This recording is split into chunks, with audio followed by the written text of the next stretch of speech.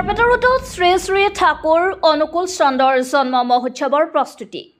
নামনি অসমৰ বাণিজ্য নগৰী বৰপেটা ৰোড মিনি ষ্টেডিয়ামত অহা 19 জানুৱাৰীত অনুষ্ঠিত হ'ব নামনি অসম আৰু বিটিআৰ ভিত্তিত পৰম প্ৰেমময় শ্ৰী শ্ৰী ঠাকুৰ অনুকূল চন্দ্ৰৰ শুভ 137তম জন্ম মহোৎসৱ। আজি ৰাতিপুৱা বৰপেটা ৰোড মিনি ষ্টেডিয়ামত মহোৎসৱৰ লাইখুটা স্থাপন কৰা হয়।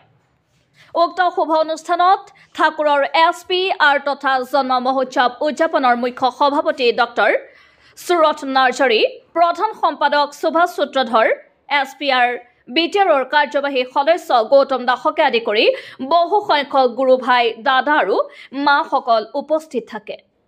ইয়াৰ পিছত মহোৎসৱ উপলক্ষে বৰপেটা ৰোডৰ লক্ষীনাথ বেজবৰুৱা পুথিভঁৰাল আৰু প্ৰেক্ষাগৃহত ৰাতিপুৱা ডক্টৰ সুৰথ নাৰ্জাৰীৰ সভাপতিত্বত এখন পৰামৰ্শমূলক সভা অনুষ্ঠিত হয়।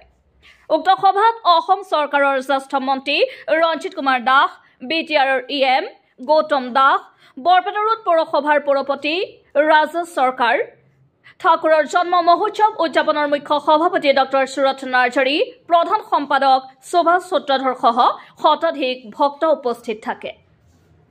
বৰপেটা ৰোডৰ পৰা আলম চৰোৱাৰৰ সহযোগত হাউলিৰ পৰা দিদাৰ হুছেইনৰ ৰিপৰ্ট, পি সংবাদ। বৰপেটা ৰোডত আজি 10 বছৰ পূৰ্বেও আমাৰ নামনি অসম আৰু বিটিআৰ ভিত্তিক পৰম প্ৰেমময় শ্ৰী শ্ৰী ঠাকুৰ অনুকূল চন্দ্ৰৰ জন্ম মহোৎসৱৰ আয়োজন কৰা হৈছিলে।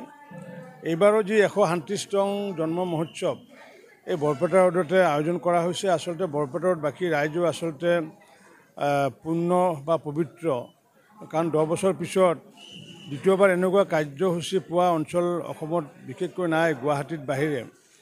গতিকে নিশ্চিত ওপৰত বৰপেটা ৰোডত যিহেতু যিকোনো অনুষ্ঠান বৰপেটা ৰোডবাসী ৰাইজে সফল কৰে। অসম সাহিত্য সভা সৰ্বাংগীনভাৱে সকলো জাতি জনগোষ্ঠীৰ সহযোগত সফল হৈছে। দুবাৰকৈ নাট্য সন্মিলন, 2001 নাট্য সন্মিলন, 2023 নাট্য সন্মিলন, অসম সাহিত্য সভাৰ 2013 অধিৱেশন, সকলোবোৰ সফল কৰিছে বৰপেটা ৰোডবাসী ৰাইজে। আৰু এইটোও যি ঠাকুৰ অনুকূল চন্দ্ৰৰ দীক্ষিত যিমানবোৰ পৰিয়াল আছে, সেই পৰিয়ালৰ উপৰিও বৰপেটা ৰোডৰ ৰাইজেও নিশ্চিত ওপৰত এই অনুষ্ঠান সহায় সহযোগ কৰিব। মই সমগ্ৰ বৰপেটা ৰোডৰ ৰাইজকে এই অনুষ্ঠানত অংশগ্ৰহণ কৰিবলৈ মই আহ্বান জনাইছোঁ। কাৰণ কিয় এটা আধ্যাত্মিক পৰিৱেশৰে সেইদিনাখন 19 জানুৱাৰী তাৰিখে বৰপেটা ৰোডত এক আধ্যাত্মিক পৰিৱেশৰ এটা সৃষ্টি হ'ব। আৰু সেই আধ্যাত্মিক পৰিৱেশৰ মাজত আমি যাতে সকলোৱে অন্তৰখন যাতে পবিত্ৰ কৰিব পাৰোঁ, অন্তৰৰ মলিনতা যাতে দূৰ কৰিব পাৰোঁ, তাৰ কাৰণে সকলোকে মই এই অনুষ্ঠানত উপস্থিত থাকিবলৈ মই বিনম্ৰতাৰে আহ্বান জনালোঁ।